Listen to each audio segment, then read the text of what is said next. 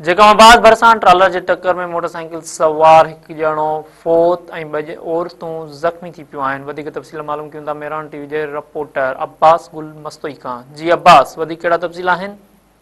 जी बिल्कुल, जैकबाबाद में ही खौफ़नाक हादसो जेको आहे उहो पेश आयो आहे, जंहिंजे नतीजे में हिकु ॼणो मौक़े ते ई फौत थी वियो आहे, जॾहिं त ॿ औरतूं जेके आहिनि उहे सख़्तु ज़ख़्मी थी पयूं आहिनि। पुलिस जो चवणु आहे त जैकबाबाद जे आबाद थाणे जे हद बाईपास कस्टम चेक पोस्ट भरिसां तेज़ रफ़्तार ट्राला जो मोटरसाइकिल खे टक्कर लॻो आहे, जंहिंजे नतीजे में कोरेजा शाख जो रवासी आहे अब्दुल ख़ालिक संजरानी जेको मौक़े ते ई फौत थी वियो आहे, जॾहिं त मोटरसाइकिल सवार फौती शख़्स जी ज़ाल जेका आहे नादिया ऐं भेण हसीना जेके आहिनि उहे शदीद ज़ख़्मी थी पियूं आहिनि।